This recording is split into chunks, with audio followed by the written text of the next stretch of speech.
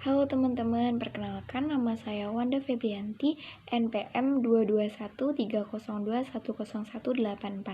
Di sini saya akan sedikit menjelaskan tentang menetapkan harga pada pasar oligopoli. Oke, yang pertama ada pengertian pasar oligopoli.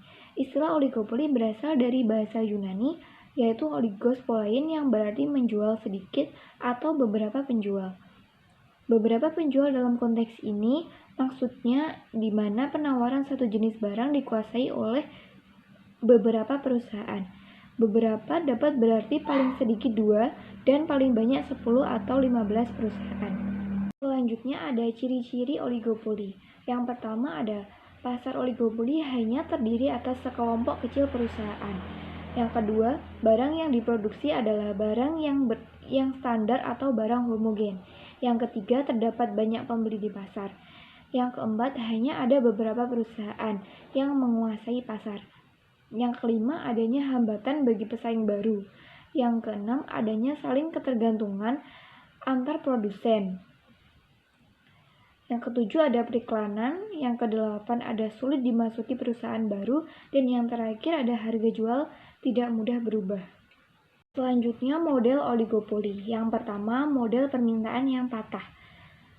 Model ini dikembangkan oleh PM Sweezy beranggapan bahwa kalau ada produsen dalam pasar oligopoli yang berusaha menaikkan harga, maka ia akan kehilangan langganan karena tak ada produsen lainnya yang bersedia menaikkan harga. Namun sebaliknya, produsen dalam pasar oligopoli tidak dapat memperluas pasar dengan menurunkan harga sebab para pesaing akan menurunkan harga dengan tingkat yang lebih rendah lagi. Akibatnya, terjadilah perang harga. Dalam hal ini, para produsen dalam pasar oligopoli saling mempengaruhi, tetapi tidak melakukan kolusi atau kesepakatan. Dan inilah gambaran dari kurva permintaan patah. Yang kedua ada model Carnot. Asumsi utama model ini bahwa jika perusahaan telah menentukan tingkat produksinya, maka perusahaan tersebut tidak akan mengubahnya. Atas dasar inilah perusahaan pesaingnya akan menentukan tingkat produksinya. Yang ketiga ada model Stackelberg. Dalam model ini diasumsikan bahwa di pasar terdapat dua perusahaan, satu sebagai pemimpin dan satu perusahaan lagi sebagai pengikut. Macam-macam pasar oligopoli. Yang pertama ada oligopoli murni, yaitu pasar yang menjual barang yang homogen. Yang kedua, oligopoli diferensial adalah pasar yang menjual barang dengan berbeda corak. Selanjutnya ada perilaku kartel.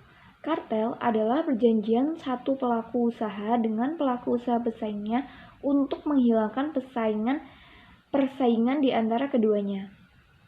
Kartel adalah kerjasama dari produsen-produsen produk tertentu yang bertujuan untuk mengawasi produksi, penjualan, dan harga serta untuk melakukan monopoli terhadap komoditas atau industri tertentu.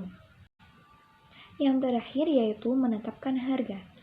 Dalam memutuskan suatu harga, seorang produsen harus memulai dari menentukan harga sebuah produk yang baru sampai dengan menentukan kembali harga dari produk yang lama. Berbeda dengan bentuk oligopoli, yang paling sederhana yaitu duopoli. Dalam duopoli, jika salah satu perusahaan menaikkan harga, maka perusahaan lain tidak akan mengikuti strategi tersebut. Itu karena jika salah satu produsen menaikkan harga dan yang lain tidak, maka produsen yang menaikkan harga akan mengalami kehilangan permintaan produknya.